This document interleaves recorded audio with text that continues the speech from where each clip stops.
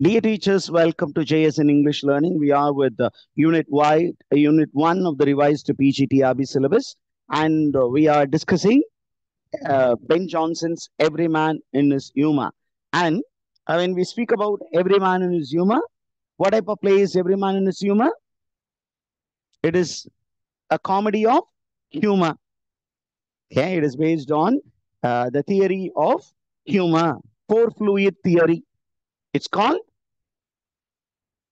comedy of humor.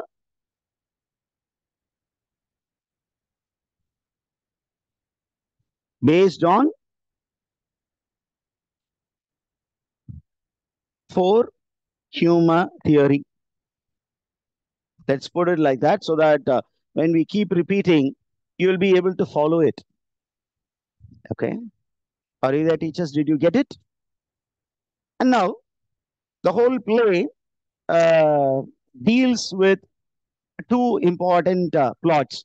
What are the main plot? Main plot அப்படின்னு கேட்டீங்கன்னா, in the main plot, the central characters யார் யாரு அப்படின்னு பார்த்தீங்கன்னா, there is a young gentleman, gallant அப்படின்னா, a very playful guy, very bold guy by name Edward Novell.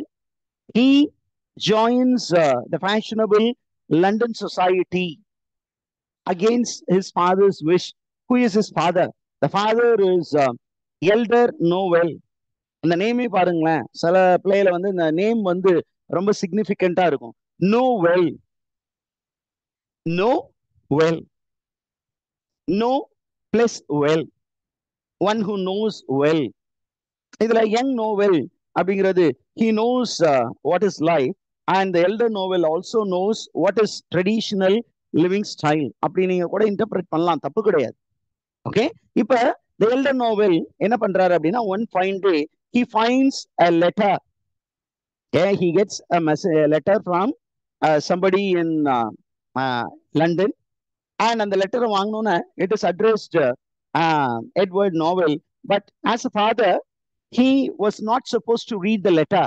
But அவர் என்ன பண்றாருன்னா, in the interest of his son, he opens the letter, reads the letter, the content of the letter, and he is very much upset.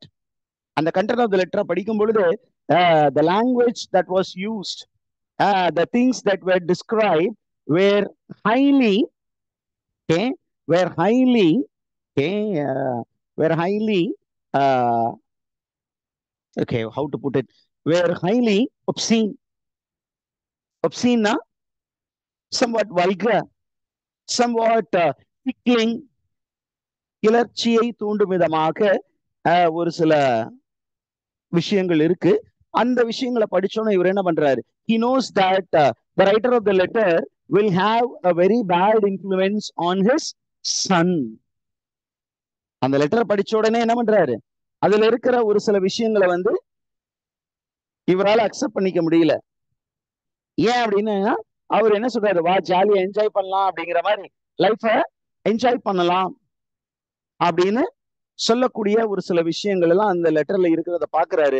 பார்த்த உடனே அந்த மனிதர்களை போல அந்த letter, அந்த writer of the letter மாதிரி நம்ம பையனும் மோசமானவனா மாறிடுவான் அப்படின்னு நினைச்சு, இந்த பையனை எப்படியாவது நம்ம இந்த மோசமான வழியில இருந்து காப்பாற்றணும் அப்படிங்கிறதுக்காக என்ன பண்றாரு, அந்த லெட்டரை மறைக்காம he feels that he should not compel his son to be in a particular way. At the same time, he wanted to control his son. அவரை ஃப்ரீயாவும் விடணும்னு நினைக்கிறாரு.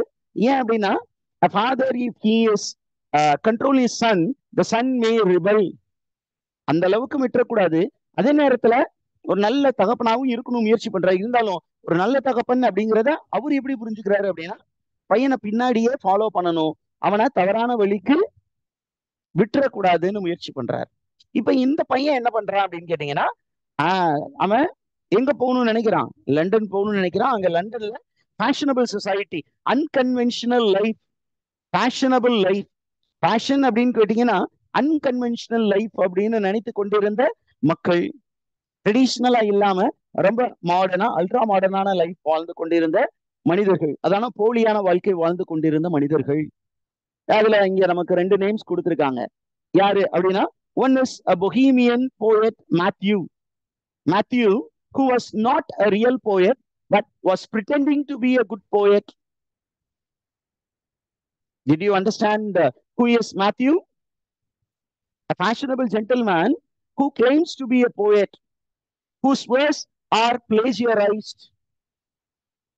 என்ன மாதிரி character Matthew? A plagiarized poet. எப்பொழுதுமே அவர் கவிதை சொல்லணும்னு நினைப்பாரு, இது என்னுடைய கவிதை அப்படின்னு தம்பட்டம் அடித்துக் கொள்வார். ஆனா அந்த கவிதை எல்லாம் யாருடைய கவிதை? வேற யாரோ ஒருவர் எழுதிய அந்த கவிதைய என்ன பண்ணுவாரு? தன்னுடைய கவிதையாக மக்களிடம் சொல்வார். So that is considered to be fashionable. Bohemian, unconventional. Are you there, teachers? Did you understand the context of the play?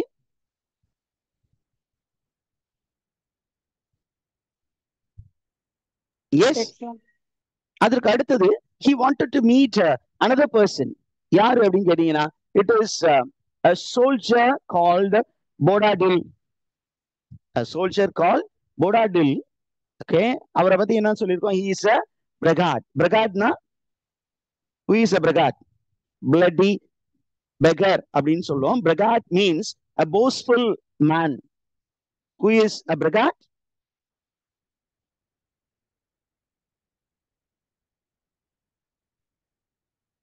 Braggart means who doesn't have the skill but boasts. Okay, but boasts that he has certain skill. இவரு தன்னைக்கு தானே ஒரு பெரிய captain ரேஞ்சுக்கு சொல்லி வச்சிருக்கிறாரு மக்கள்கிட்ட. ஆனா உண்மையாலுமே he is covered but pretending to be a captain. And he also tries to patronize Matthew, who is actually claiming to be a poet. இந்த ரெண்டு பேரும் என்ன பண்ணுவாங்கன்னா, அடிக்கடி பிளேயை பத்தி போயட்ரிய பத்தி பேசிக்குவாங்க. அப்படி பேசும்பொழுது மேத்யூ எல்லாமே தெரிஞ்ச மாதிரி பேசுவாரு. அந்த எல்லாம் தெரிஞ்சு பேசக்கூடிய மேத்யூவை கரெக்ட் பண்ற மாதிரி யாரு பேசுவா? போடா டில் பேசுவாரு. இந்த மாதிரி ஒரு ஃபேஷனபிள் சொசைட்டிக்குள்ளதான் யாரு போகணும்னு நினைக்கிறாரு? எட்வர்ட் நோவெல் போகணும்னு நினைக்கிறாரு. அப்ப அவரை வந்து வாங்க. Okay, there is a comment that the voice is breaking. Is it the same for everybody, teacher? Right? இப்ப there is somebody from London, again another mischievous character. Who is that mischievous character? அப்படின்னு பாத்தீங்கன்னா, you have a lady by name Dame Kitely. The Dame Kitely உடைய brother ஒருத்தர் இருப்பாரு. He is almost a gay character. Gay அப்படின்னா அதை ரெண்டு விதமாவும் interpret பண்ணிக்கலாம். He is a man who is very mischievous அப்படின்னு எடுத்துக்கலாம். இன்னொன்னு, a man with alternate sexuality, a man who is attracted towards the same sex. அதற்கான சாத்தியக்கூறுகள் இந்த பிளேல இருக்கா அப்படின்னு பாத்தீங்கன்னா, அதிகமான சாத்தியக்கூறுகள் இல்ல. அதனால we have to interpret it as gay in the sense a very happy chap. அந்த chap என்ன பண்றாரு அப்படின்னா, he has his own sister by name Dame Kitely. And the Dame Kitely is married to a merchant by name Kitely. And this merchant, though he is very rich, he is very possessive about his wife. And he also has a daughter. And the daughter, Peru, what is the name of the daughter? Have you any idea? The name of the daughter of, sorry, not daughter, sister. The name of the sister of Mr. Kitely is a girl by name Bridget, if I am not mistaken. Yeah, Miss Bridget. இந்த பிரிஜிட்டோட யாரை வந்து connect பண்ணணும்னு நினைக்கிறாரு அந்த பையன்? அந்த பையன் பேரு டவுன் ரைட். Down right. அப்ப இந்த பிளான் ஒர்க் அவுட் ஆச்சா, எப்படி காம்ப்ளிகேஷன்ஸ் வந்தது அப்படிங்கிறது தான் இந்த whole play. Are you there, teachers? Did you get it? Now we get into the characters. இப்ப நமக்கு முக்கியமான கேரக்டர் யார் இந்த பிளேல? The elder Novel. இது நோவல் மட்டும் தான். நோவல் ரெண்டு தடவை அதுல டைப் பண்ணிட்டேன். He is called old Novel. How do we differentiate these two characters? The father and the son அப்படின்னா நோவெல் அப்படின்னு சொன்னீங்கன்னா it's old Knowell. Okay, young Knowell அப்படின்னு சொன்னீங்கன்னா it is Edward Knowell. What type of person is he அப்படின்னு கேட்டீங்கன்னா he is a very generous father. ரொம்ப கைண்டான father, generous father. But at the same time he is a traditional father. Traditional fathers என்ன பண்ணுவாங்க, எப்பொழுதுமே they will be watching over their sons. அந்த மாதிரி father தான் இவரு. இப்ப நம்ம ஸ்டோரியை நடுவுல விட்டுட்டு வந்துட்டீங்களே சார்னு சொல்லுவீங்க. Do you remember I stopped the story somewhere in the middle? The father happens to receive a letter from London by a very mischievous guy who is inviting Edward Nowell to come to London to enjoy life there. அந்த லெட்டருடைய லாங்குவேஜை படிச்சுட்டு இவரு கொஞ்சம் upset ஆகிட்டு அந்த லெட்டரை என்ன பண்றாரு, நம்ம எல்லாம் என்ன பண்ணுவோம், கிழிச்சு தூக்கி போட்டிருப்போம். ஆனா அவரு நல்ல அப்பாவா இருக்கணும் அப்படிங்கிறதுக்காக அந்த லெட்டரை சர்வெண்ட் மூலியமா, யாரு அப்படின்னு கேட்டீங்கன்னா Brainworm is the servant of Knowell and who is a friend of Edward Nowell. அவர்கிட்ட கொடுத்து இந்த லெட்டரை போய் பையன்கிட்ட கொடு அப்படிங்கிறார். இப்ப இந்த பையன்கிட்ட இந்த லெட்டர் கொடுக்கும் பொழுது சொல்லிதான் அனுப்புறாரு. என்ன அப்படின்னா, இந்த லெட்டரை நான் ஓபன் பண்ணி படிச்சுட்டேன்னு சொல்லாதுன்னு சொல்றாரு. ஆனா நம்ம ஸ்டோரியில காம்ப்ளிகேஷன் வரணும் இல்லையா? அப்ப இந்த பிரெயின் வேர்ம் என்ன பண்றாரு, இந்த லெட்டரை போய் எட்வர்ட் நோவெல்ட்ட கொடுத்துட்டு, you know something, your father opened the letter and he has read the content of the letter அப்படின்னு சொன்னோன்னே who becomes upset? யாரு உடனே upset ஆயிருப்பா? Edward Nowell becomes upset because the father is actually suspecting him, is not trusting him. அதே நேரத்துல ஏற்கனவே அவங்க ரெண்டு பேருக்குள்ள ஒரு கான்ஃபிளிக்ட் இருக்கு. என்ன அப்படின்னா, Edward Nowell is very much interested in writing poetry. He aspires to become a poet himself. ஆனா father Nowell, that is old Nowell, does not like his son to become a poet. He considers poetry as a wasteful art. அது ஒரு வீணா போன கலை, ஏன் அது விளங்காதவன் தான் poet ஆவான் அப்படின்னு அவர் நினைக்கிறாரு. அதனால எப்பெல்லாம் சான்ஸ் கிடைக்குதோ பையனை வந்து தட்டி வைக்கிறாரு, வேண்டாண்டா நீ கவிஞன்லாம் ஆகாத, அது waste, instead you do something meaningful with your life அப்படின்னு சொல்றாரு. அதனால அவங்களுக்குள்ளார ஏற்கனவே ஒரு சின்னதா ஒரு மனக்கசப்பு இருக்கு. இப்ப அப்பா அந்த லெட்டரை வாசிச்சிருக்காரு அப்படிங்கும் போது இன்னும் அதிக மனக்கசப்பு இருக்கு. இருந்தாலும் அதை காட்டிக்காம பையன், அப்பா எப்படி இருந்தாலும் அந்த லெட்டரை வந்து தூக்கி போட்டிருக்கலாம், ஆனா தூக்கி போடாம என்ன பண்ணிட்டாரு, he has sent the letter. So he wants to fool the father. Initially அந்த பிளான் இல்ல அப்பாவை ஃபூல் பண்றது. ஆனா அவன் லண்டனுக்கு போறேன் அப்படின்னு அப்பா கிட்ட சொன்னா, அப்பா போன்னு சொல்லிட்டு தேவையான காசு பணம்லாம் கொடுத்து அனுப்புறாரு. இருந்தாலும் he follows Edward Nowell to London. அந்த இன்ஃபர்மேஷனை வந்து பிரெயின் வேர்ம் வழியாக யாருக்கு தெரிய வருது,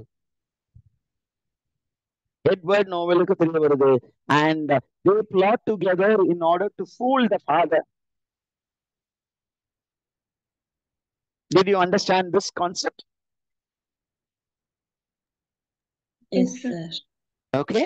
அப்ப இந்த character Nowell, that is old Nowell, the father, he is put into a ridiculous situation.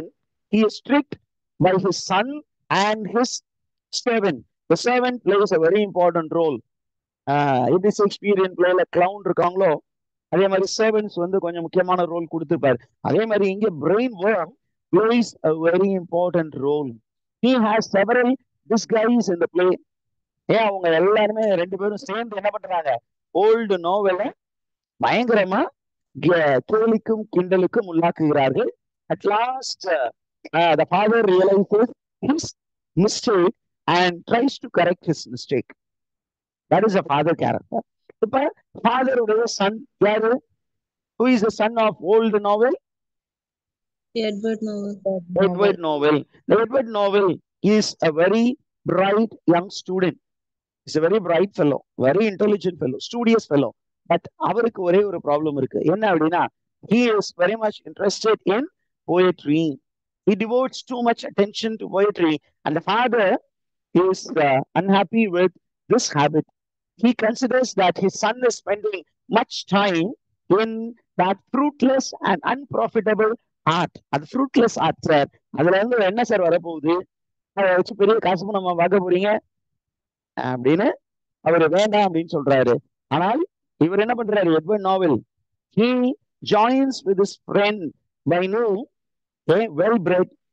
The one who writes the letter from London is Wellbred. Okay. அவருடைய பேர் என்ன? Who writes a letter to Edward Novel from London? Wellbred. Wellbred. Yeah, one who writes a letter is Wellbred. அவரு தான் இவ invite பண்றாரு, லண்டனுக்கு வாடாமாப்ல, enjoy பண்ணுவோம் அப்படின்னு சொல்றாரு. அந்த நண்பரோடு சேர்ந்து கொண்டு அதே நேரத்துல என்ன பண்றாரு? அவரு கூட ரொம்ப க்ளோஸா ஹெல்ப் பண்ண போறது யாரு அப்படின்னா, his father is a servant, Brainworm, who will have several disguises in the play. அவரோடு சேர்ந்து கொண்டு பயங்கரமான கலாட்டா play. Okay, and you find that when he goes to London, when he meets Wellbred பார்க்கும் பொழுது he happens to meet யார பார்க்க போறாரு? கைட்லியுடைய சிஸ்டரை பார்க்க போறாரு, Bridget. And as he sights Bridget falls in love with Edward Novel, and Edward Novel falls in love with Bridget. But there is a problem. என்ன அப்படின்னா, the father will not approve of this marriage அப்படின்னு நினைச்சிட்டு எப்படியாவது கல்யாணம் பண்ணிட்டு போய் அப்பாவுக்கு முன்னாடி நிக்கணும். அதே நேரத்துல இந்த Edward novel, when he comes to London, he is in the company of Wellbred. வெல்பிரெட்டோட கம்பெனியில் இருக்கிறதுனால என்ன ஆகுது? he is disliked by the merchant Knightley. Knightley வந்து தன்னுடைய யார வந்து ரொம்ப பிடிக்காது, அவருக்கு ரொம்ப பிடிக்காது, வெல்பிரெட்டை ரொம்ப பிடிக்காது. So he is of his family, he doesn't like Wellbred. Wellbred யாருன்னு பாத்தீங்கன்னா, Wellbred is the brother-in-law of Knightley, wife உடைய பிரதர். ஆனா அவர் எப்படிப்பட்டவர்? he is leading unconventional life. அந்த மாதிரி unconventional life வாழக்கூடிய வெல்பிரெட்டோட யாரு ஃப்ரெண்ட்ஷிப்ல இருக்கிறாரு? எட்வர்ட் நாவல்ல இருக்கிறதுனால எட்வர்ட் நாவல்ல வந்து யாருக்கு பிடிக்காம போயிடுச்சு? மர்ச்சன்ட் கைட்லிக்கு பிடிக்கல. அப்போ மர்ச்சன்ட் கைட்லி என்ன பண்றாரு அப்படின்னா, merchant கைட்லி doesn't want Edward Novel to either eye his wife or turn his attention to his sister Bridget. ஆனா அவர் எதிர்பார்க்கிற விஷயம் என்ன அப்படின்னா, அவருடைய ஒய்ஃப் டேம் கைட்லி, இந்த டேம் கைட்லிக்கும் எட்வர்ட் நாவலுக்கும் ஒரு ரிலேஷன்ஷிப் இருக்கிற மாதிரி அவரு டவுட் பண்ண ஆரம்பிப்பாரு. அதுல ஒரு பிளாட் ரொம்ப ஜாலியா போயிட்டு இருக்கும், இன்டென்ஸ் பிளாட் ஒண்ணு போகும். ஆனா உண்மையாலுமே என்ன நடந்துகிட்டு இருக்கு அப்படின்னா, அந்த மாதிரி ஒரு திசை திருப்பி விட்டு Edward novel will move away with Knightley's sister Bridget to the church, and he will marry. And then the married couple will get back, and all the problems will be resolved. Now, the next important character connected to old novel and young novel, யாரு அப்படின்னா Brainworm. என்ன மாதிரி character sir அப்படின்னா, he is a very very intelligent, witty and mischievous servant.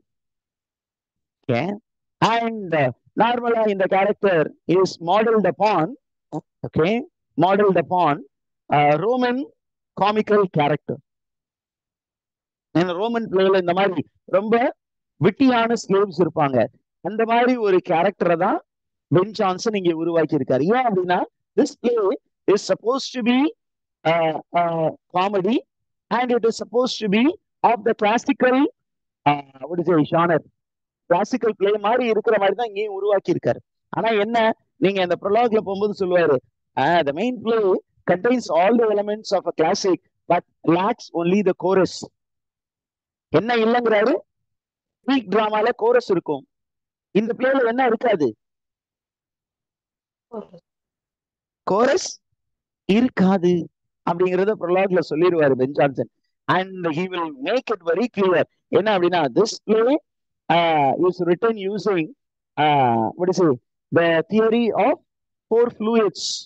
Four fluid theory base பண்ணி தான் அந்த play எழுதியிருக்கேன். The main intention of this play is only to make the audience laugh, not on the person but on the humor.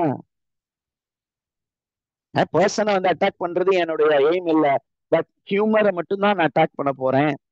which was prevalent in Jacobian world. Ma'am அது உள்ள வரும்போது சொல்லிடுறேனே, brain worm உடைய not one disguise name, there are several disguise names. அதனால அந்த நேம்ஸை வந்து உள்ள வரும்போது சொல்லிடுறேன். ஓகே, நவ் இந்த கேரக்டர் பாத்தீங்கன்னா ரொம்ப ரொம்ப playful character. And this character is very close with, is very friendly with, யாரோட ரொம்ப ஃப்ரெண்ட்லியா இருக்கிறாரு? Edward Knightley. He is not Edward Knightley. He is friendly with Edward Nowell. ஏன்னா நமக்கு அந்த விஷயங்களும் வந்துடும். ஏன்னா ஒரே மாதிரி நோவெல் நைட்லி அப்படிங்கிறதுனால we get confused. He is very friendly with Edward Nowell and he sides with his young master and he aids supports. He supports Edward Nowell to marry the girl of his choice and he tries to help all the characters come out of their humor. ஒவ்வொருத்தரும் ஒவ்வொரு ஹியூமர்ல இருக்கிறாங்க. ஹியூமரை வந்து அப்படியே ஸ்ட்ராங்கா புடிச்சுக்கிட்டு இருக்காங்க. அந்த particular ட்ரைட்டை புடிச்சுக்கிட்டு இப்படிதான் நான் இருப்பேன் அப்படின்னு இருக்காங்க. Towards the end, you will find that when brainworms mischief is disclosed, அவன் கடைசி வரைக்கும் அந்த டிஸ்க்ளோஸ் ஒவ்வொரு கேரக்டர்கிட்ட வேற ஒரு டிஸ்க்ளோஸ்ல வேற ஒரு டிஸ்கைஸ்ல இருப்பான். ஃபைனலா இவ்வளவு பிரச்சனைக்கு காரணம் யாரு அப்படின்னு ஒரு பஞ்சாயத்து நடக்கும்போது, யார் தலைமையில பஞ்சாயத்து நடக்கும்னா, there is a judge, a justice by name Clement. அவர் நேமே வந்து மர்சிஃபுல்னா இருக்கும். அந்த ஜட்ஜு கிட்ட தான் இந்த கேஸ் போகுது. அவரு எல்லாத்தையும் இன்கொயர் பண்ணி பார்க்கும்போது எல்லாருமே they have been misled by somebody. Who is that somebody அப்படின்னு பார்க்கும் பொழுது வேற வேற நேம்ல இருந்த ஒரே கேரக்டர் தான் இந்த வேலையெல்லாம் பண்ணாரு. அது யாருன்னு எல்லாரும் குழம்பி இருக்கும் போது brainworm himself discloses his identity and he says why he played these games. அதை கேட்டோன்னே Justice Clement is completely taken aback because this fellow who is a servant is very intelligent and all his actions have no malice, no evil intentions, but only good intention. So he forgives Brainworm and he orders all the characters to shun their humor and enjoy the marriage of Edward Nowell with Bridget. அப்படிதான் அந்த பிளேவே முடிய போகுது. அதனாலதான் இந்த காமெடின்னு சொல்றோம். Okay, now we move on to the next important character. The next important character யாரு அப்படின்னா வெல்பிரெட். வெல்பிரெட் யாரு? பிளேல எப்படி கனெக்ட் பண்ணலாம்? எட்வர்ட் நைட்லியோட எப்படி கனெக்ட் பண்ணலாம்? இவரு friend to Edward Knightley. Friend. He is a friend to Edward Knightley. Is a friend to Edward Knightley. Then he is the brother to sorry teachers. He is a friend to Edward Nowell. Friend to Edward Nowell. அதை நான் type பண்ணிடுறேன் பாருங்க. நானே வந்து slip of டங்ல போயிடுச்சு பாருங்க. Edward Nowell. At the same time நம்ம பிள்ளைகள ஃபேமிலி அப்படி ரிலேஷன்ஷிப்ல பார்த்தோம்னா he is the brother of Dame Knightley. Dame Knightley யாரு? The wife of Merchant Knightley. Merchant Knightley உடைய இப்ப நம்ம எட்வர்ட் நைட்லிக்கும் வெல்பிரெட்டுக்கும் என்ன relationship? He is the brother-in-law of Merchant. He is the brother. Okay, very good. He is the brother-in-law of Merchant Knightley. And இவரு என்ன மாதிரி character அப்படின்னு கேட்டீங்கன்னா he is a very gayish character, very very merry making character.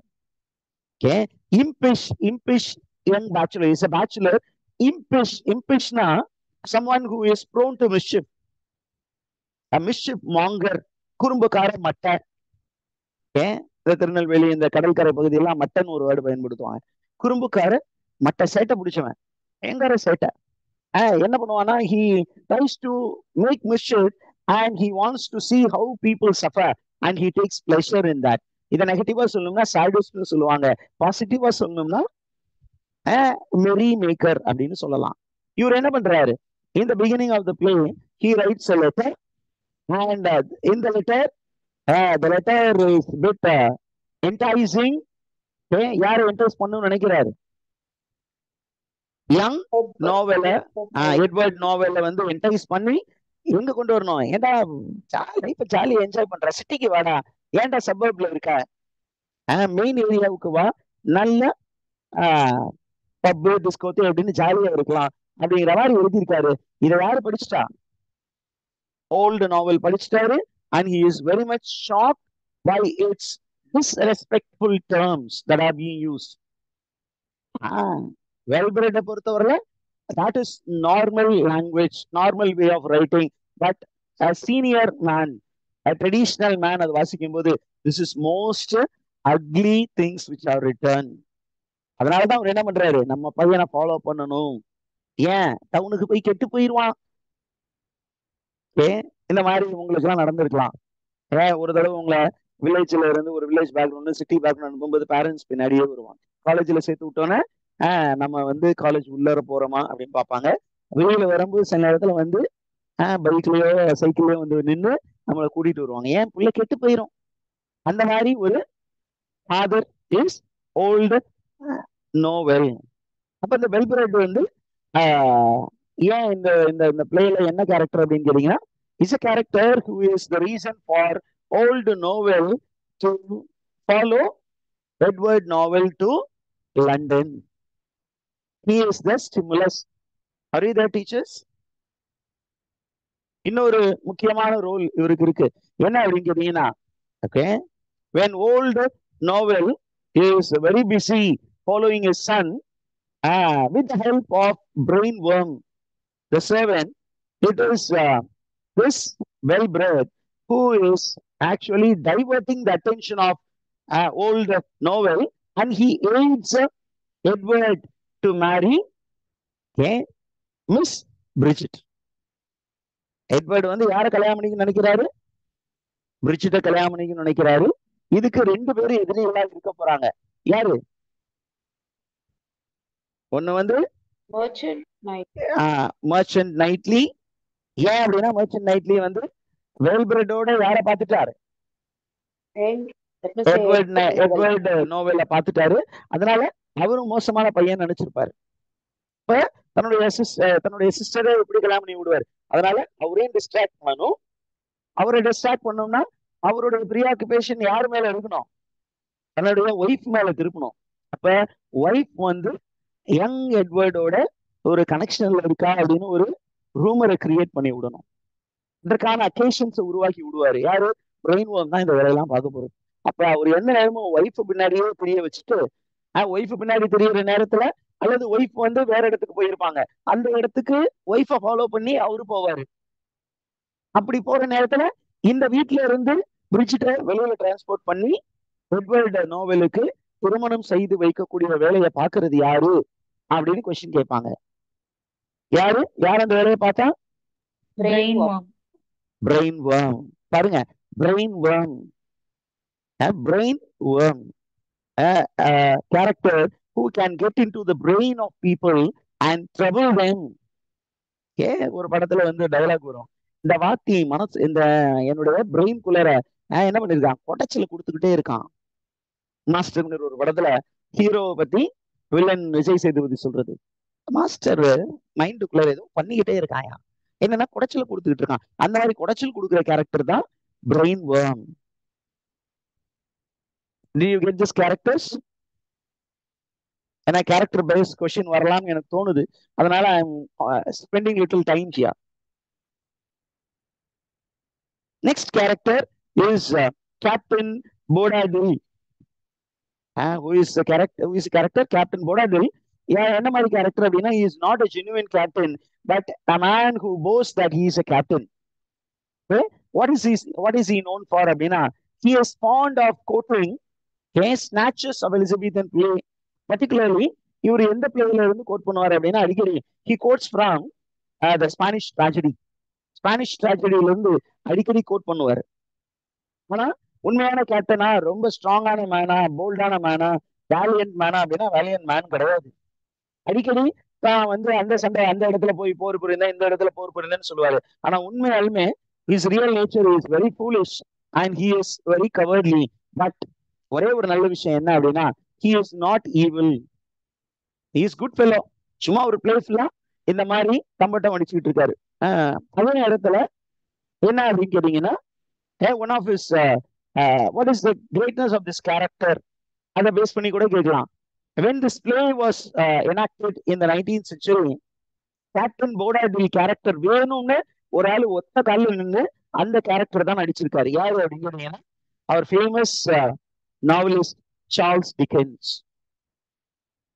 this was a favorite character of Charles Dickens. So Charles Dickens played this role when this play was enacted in the 19th century. அப்ப இதெல்லாம் கொஸ்டினை கேட்கலாமா கேட்க கூடாதா? கேட்கலாம். அடுத்தது come down to the next one. Master Matthew. Who is Master Matthew? Again, a poet taster. Poet taster na a foolish poet. Okay. A foolish poet, which means not a true poet, but who pretends to be a poet, a dull poet. Dull poet யாரு? வேற இடங்கள்ல இருந்து lip பண்ணி தன்னுடைய கவிதையை அது தன்னுடைய acknowledge பண்ண. He is a plagiarist. In the modern terminology சொன்னா he is a dull poet, also a plagiarist. Plagiarist na யாரு? One who lives one who copies from others and does not acknowledge it. அடுத்தவங்கள்ட்ட இருந்து lines copy பண்ணிட்டு அதை acknowledge பண்ணாம இருக்காங்க இல்லையா, அவங்களதான் பிளேஜியரிஸ்ட்னு சொல்லுவோம். And இந்த பிளேல ஒரு முக்கியமான ரோல் இருக்கு. என்ன அப்படின்னா he is a suitor to Miss Bridget. என்ன பண்ணுவாரு, எப்பெல்லாம் பிரிட்ஜெட்டை பாக்குறது சான்ஸ் கிடைக்குதோ அப்பெல்லாம் கவிதை அள்ளி விடுவாரு. ஆனா இந்த கவிதைகள்லாம் ஹைலி பிளேஜியரைஸ்ட். பட் அது அப்படியே அந்த நிமிஷத்துல அள்ளி விடுற மாதிரி அப்படி சொல்லுவாரு. ஆனா அது எல்லாமே காப்பி பண்ண விஷயங்கள். And this master Matthew is a great admirer of Captain Boadadil. and Captain Boadadil என்ன பண்றாரு, இன்டர்ன் என்ன பண்றாரு, he tries to correct Master Matthew and he tries to patronize him. He tries to patronize him. Patronize na என்ன, ஒரு பெனஃபேக்டர் மாதிரி அவரை கைக்குள்ளே வச்சுட்டு நீ சொல்றதுக்கு எப்பொழுதுமே ஒரு போயிட்டு இருந்தா ஒரு பேட்டர்ன் இருக்கணும், பெனஃபேக்டர் ஒருத்தர் இருக்கணும், ஒரு பெனிஃபிஷியரி இருந்தா பெனஃபேக்டர் இருக்கணும். அந்த ரோல் யாரு பிளே பண்றா அப்படின்னு கேட்பாங்க. It is captain Bobadill. Are you there, teachers?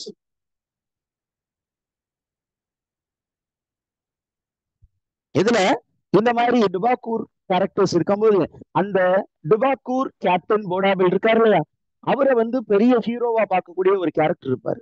யாரு அப்படின்னா master Stephen. Who is Master Stephen அப்படின்னா he is the nephew of old novel. Old novel nephew and he is a country girl. Who is a girl?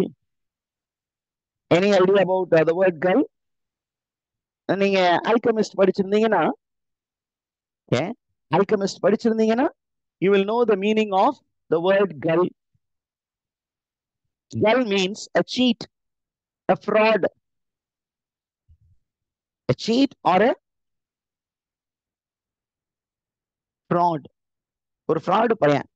அந்த fraud பையன் என்ன பண்றான், கிராமத்தான் அந்த பக்கத்துல இருந்து அவனை பத்தி டிஸ்கிரிப்ஷன் இருக்கு பாரு. He is a foolish, a self-important youth who admires Bodabil because Bodabil often speaks great things about himself. அதெல்லாம் பார்த்துட்டு என்ன பண்றான், I want to become a great captain like Bodabil அப்படின்னு இவன் ஒரு முடிவு பண்றான். And What is the role of this Master Stephen? He is the stress buster. Stress buster na, he is the comedy piece for Edward Novel and Wellbred. ரெண்டு பேரும் என்ன பண்றாங்க, இவனை வச்சு செய்யறாங்க. Okay, are you there, teachers? And Master Stephen gets into conflict with a character. என்ன character அப்படின்னு கேட்டீங்கன்னா, he gets into conflict with a character called Downright. இதையும் நோட் பண்ணி வச்சுக்கோங்க. He gets into a conflict with, இந்த பிளேல டவுன்ரைட்னு ஒரு character இருப்பாரு, அவரோடு பிரச்சனையில மாட்டிக்கிறாரு. பின்னாடி he also is targeted by the law. சட்டத்திற்கும் இவர் அடிபணிய வேண்டிய ஒரு சூழல் வரப்போகுது. அதற்கப்புறம் நம்ம parallel plotல முக்கியமான character is Knightly. The second part of the playல the major chunk is with Knightly. நைட்லினால தான் இந்த பிளேயோட செகண்ட் பார்ட்ல ரொம்ப சுவாரஸ்யமாகும். யார் இந்த நைட்லி அப்படின்னு கேட்டீங்கன்னா, nightly is a very jealous husband. Is a very promising merchant. Is a merchant. And இந்த merchant என்ன பண்றேன்னா, he suspects his wife. He believes that his wife is unfaithful. His wife is cuckolding him. என்ன நம்புறாரு? Believes that his wife cuckolds him.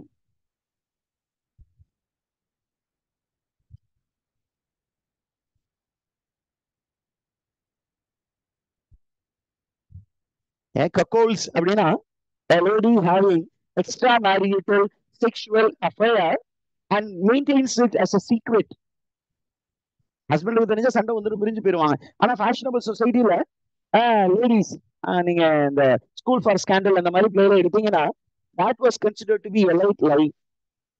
ஹஸ்பண்டுக்கு தெரியாம ஒய்ஃபும், ஒய்ஃபுக்கு தெரியாம ஹஸ்பண்டும் இன்னும் ஒரு பார்ட்னரை வந்து மெயின்டைன் பண்ணிட்டு, அது வந்துதான் ஃபேஷனபிள் லைஃப். அண்ட் அதை பத்தி கமெண்ட் பண்ணது வந்து காமெடி ஆஃப் மேனர்ஸ். இங்க காமெடி ஆஃப் மேனர்ஸுக்கு முன்னாடி, மேனர்ஸ் நம்ம பண்றதுக்கு முன்னாடி உள்ள இருந்து வரக்கூடிய ஒரு சில கெமிக்கல் ரியாக்ஷன்ஸ், அதனால ஒரு சில பிஹேவியரல் பேட்டர்ன் சேஞ்சுன்னு சொன்னது comedy of humour. Are you there teachers? இது புரிந்ததா?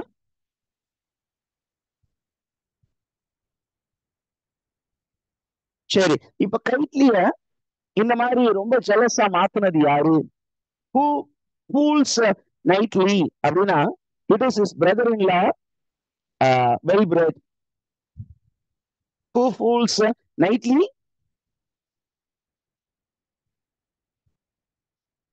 Wellbred. Fooled by his brother-in-law nightly.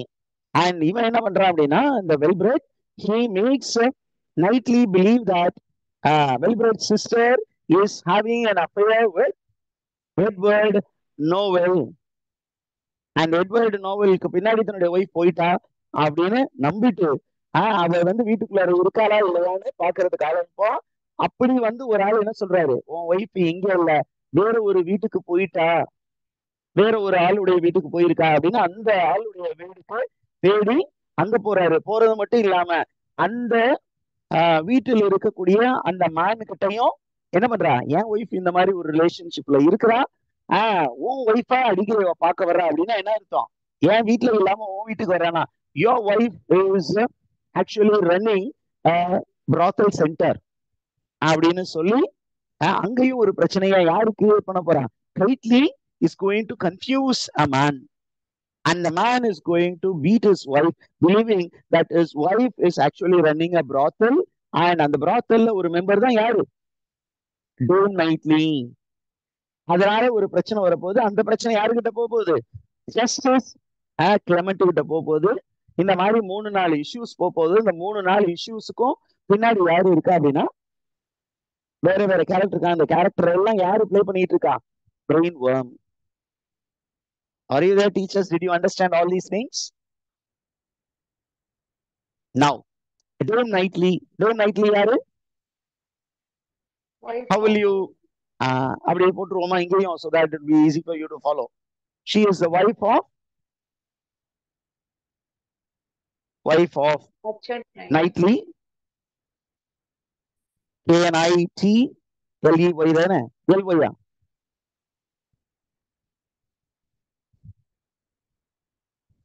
Yeah, Kitely, right?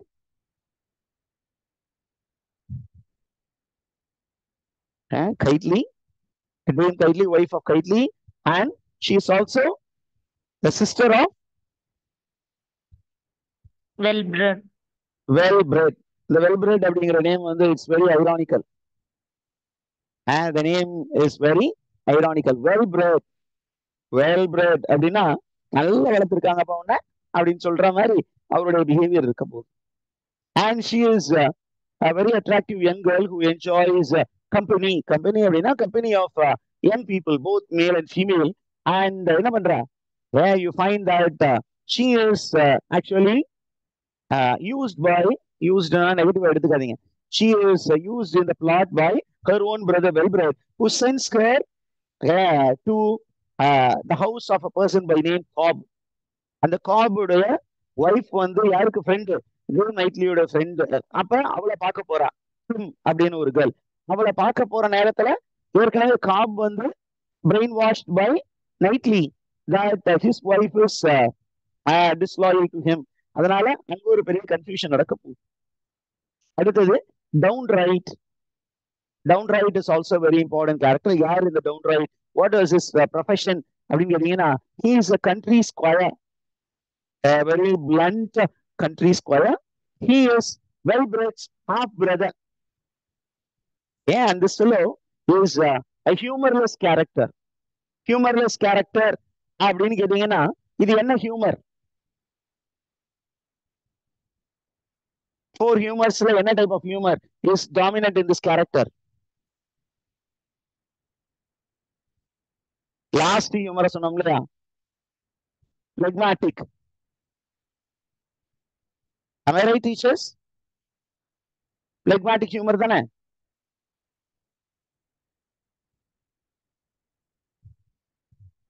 ஒரு சைடுல phlegmatic humor, இன்னொரு side when you are short tempered, what is the humor that you will exhibit?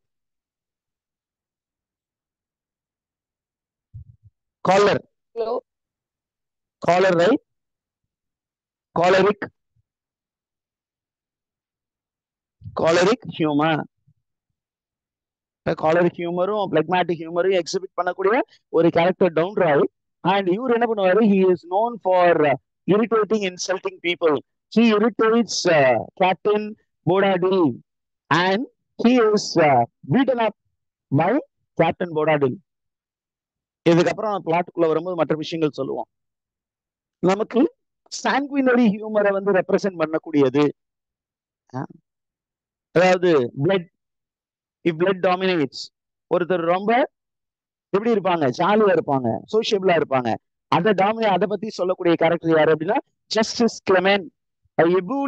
எபூலியன்னா very very enthusiastic, jovial and eccentric judge. அவரு பேரே Clement. கிளெமெண்ட்னா மெர்சினா இருக்கும். Very very merciful வெல்லோ. யாரா இருந்தாலும் மன்னிச்சு விட்டுருவார். மெர்சிஃபுல்.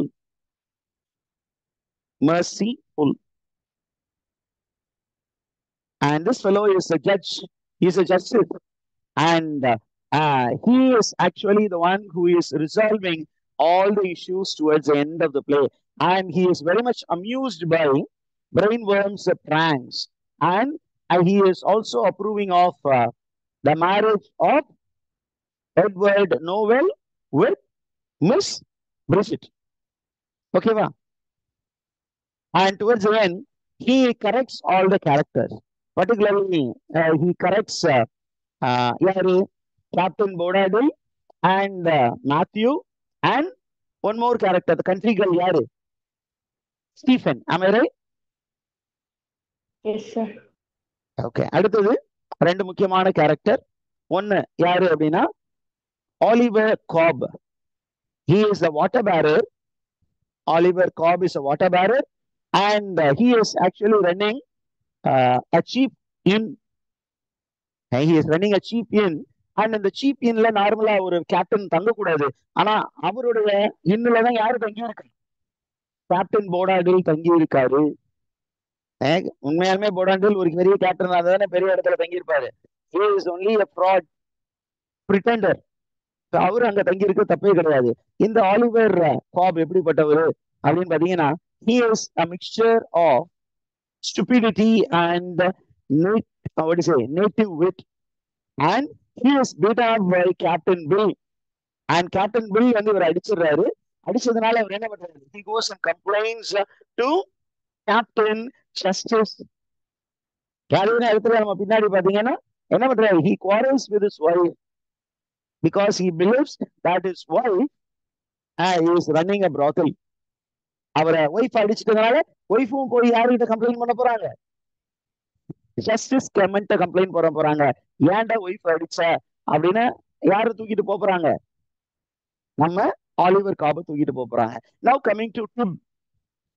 யாரு சொல்லுங்க பாக்கலாம். Who is Tib? Tib is Cobb's foolish wife. She becomes very angry and very disturbed when she is beaten up by Oliver Cobb, and she goes to Justice Clement and asks for justice. கடைசியில justice Clement என்ன பண்றாரு?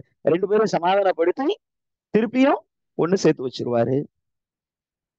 Are you there, teachers? அதுக்கப்புறம் ஒரு character, அந்த character நான் edit பண்ணும்போது இப்படி போட்டேன். யாரு? Mistress Bridget. The Mistress Bridget is a very charming girl, but she is without sharp individualized trait. அவளுக்கு பெரிய அளவுக்கு கேரக்டரைசேஷன் இல்ல. ஒரே விஷயம் என்னன்னா, she is paired with whom? Edward Nowell. அதுக்கப்புறம் லாஸ்ட் கேரக்டர் இது இல்லாம ஒரு சின்ன மைனர் கேரக்டர்ஸ் இருக்கு. மேஜர் கேரக்டர்ஸ் மட்டும் தான் நம்ம கொஸ்டின்ல வரும். Thomas cash. தாமஸ் கேஷ் யாரு அப்படின்னா, is a rich man, a foundling. Foundling, the parents of this man is not known, and he is the employer of Knightley. அப்ப நைட்லி வந்து எப்பொழுதும் யாரு வீட்டுல இருப்பா? தாமஸ் கேஷ் வீட்டுல இருந்துட்டு தான் என்ன பண்ணுவாரு? ஓகே, வீட்டுல இருந்துகிட்டு தான் ஆள் அனுப்பி தன்னுடைய ஒய்ஃப் வந்து வீட்டுல இருக்காளா இல்லையா அப்படின்னு பாரு அப்படின்னு ஆள் அனுப்புவாரு. Okay, and he is caught in the middle of mutual jealousies of Knightley and Bill, and he finds it very difficult to resolve these two people. So I think with that we will wind up today, and in the next class we will be able to discuss what? Discuss the actual plot. Have you any questions?